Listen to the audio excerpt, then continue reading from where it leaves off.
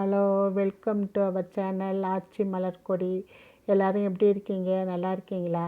இன்றைக்கி நம்ம சேனலில் அழகர் கோயில் அடை தோசை எப்படி செய்யுதுன்னு காமிக்க போகிறேன்.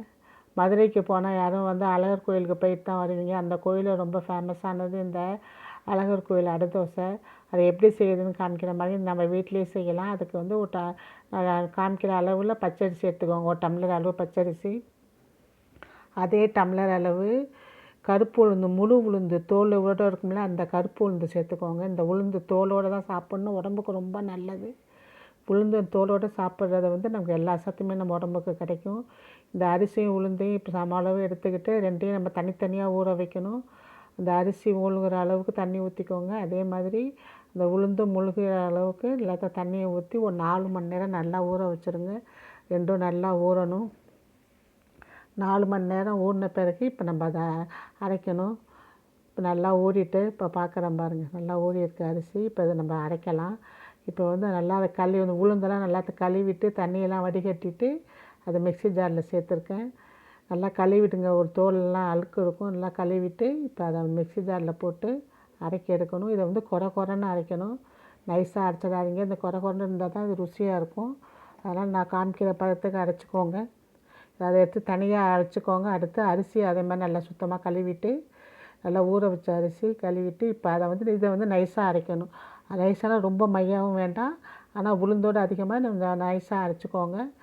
இப்போ இந்த தனித்தனியாக அரைச்ச ரெண்டையும் ஒன்றா கலக்கணும். உளுந்து அரைச்சி எடுத்து வச்சுருக்கேன். இப்போ அதில் அரைச்சி வச்ச அரிசியும் ஊற்றிக்கிட்டு, கழுவுன மாவையும் ஊற்றிக்கிட்டு, மிக்சியில் தண்ணியும் கழுவி ஊற்றிருக்கேன். ஏன்னா கொஞ்சம் அடை மாதிரியும் இருக்கும், தோசையாகவும் இருக்கும். அடை தோசைன்னே பேர் அதுக்கு. அதனால் மிக்ஸி கழுவின தண்ணியும் ஊற்றிக்கிட்டு இப்போ அந்த மாவுக்கு தேவையான உப்பு, தூள் உப்பு சேர்த்துக்கிட்டு இப்போ அரிசி, உளுந்து மாவு, உப்பு எல்லாம் சேர்த்து நல்லா கலந்துக்குவாங்க. இந்த பாருங்கள், ரொம்பவும் கெட்டியாகவும் இல்லை, ரொம்பவும் தண்ணியாகவும் இல்லை, இந்த பதத்துக்கு இருக்கும். இப்போ இதுக்கு இப்போ நம்ம மிளகு சேர்த்துக்கணும். மிளகு ஒரு 2 ஸ்பூன் அளவுக்கு சேர்த்து குறைன்னு அரைச்சி சேர்த்து வச்சுக்கோங்க. நல்லா 4 மணி நேரம் இப்போ இந்த களைச்சிட்டு இதை நல்லா 4 மணி நேரம் இந்த புளிக்க வச்சுட்டு அதுக்கப்புறம் தான் அடை ஊற்றணும். புளிச்சா தான் கொஞ்சம் நல்லாயிருக்கும். இப்போ ஊற வச்ச அரிசியை அரைச்சி உப்பு மிளகுத்தூள் போட்டு ஊற வச்சுட்டோம். இப்போ அடை வாக்கலாம். 4 மணி நேரம் கழித்து ஊற்றுறேன் பாருங்கள். இப்போ நல்லா கடல காய வச்சுட்டு அதில் தேங்காய் எண்ணெய், நெய் இருந்தாலும் ஊற்றிக்கோங்க. இப்போ இல்லை, நான் நெய்யில் செய்கிறேன் இந்த அடை, நல்லா ருசியாக இருக்கும். சுற்றி நெய் ஊற்றுறேன் பாருங்கள். இந்த கடலை தோசை மாதிரி ஊற்றாமல் அடை மாதிரி மொத்தமாக ஊத்தப்பம் மாதிரி ஊற்றிருக்கேன் பாருங்கள். இந்த மாதிரிலாம் ஊற்றி கொஞ்சம் நேரம் வேக வச்சு திருப்பி அவ்வளோ அழகாக வந்திருக்க பாருங்கள். இதுதான் அழகர் கோயில் அடை தோசை. இந்த ருசி ரொம்ப நல்லாயிருக்கும். இது நல்லா வெறுசாகவே சாப்பிட்லாம். நம்ம ஆசைப்பட்டவங்க தேங்காய் சட்னி நான் வச்சு சாப்பிட்றேன், எனக்கு தேங்காய் சட்னி பிடிக்கும். இட்லி மல்லாப்படியும் வச்சு சாப்பிட்லாம். இது உடம்புக்கும் ரொம்ப நல்லது.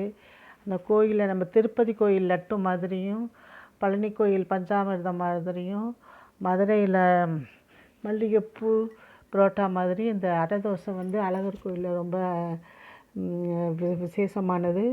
இதை பிரசாதமாக கொடுப்பாங்க கோயிலில். இந்த நிச்சயம் செஞ்சு சாப்பிட்டு பாருங்கள். இந்த வீடியோ பிடிச்சிருந்தா சப்ஸ்கிரைப் பண்ணுங்கள், லைக் பண்ணுங்கள், ஷேர் பண்ணுங்கள். தேங்க்ஸ் ஃபார் வாட்சிங்.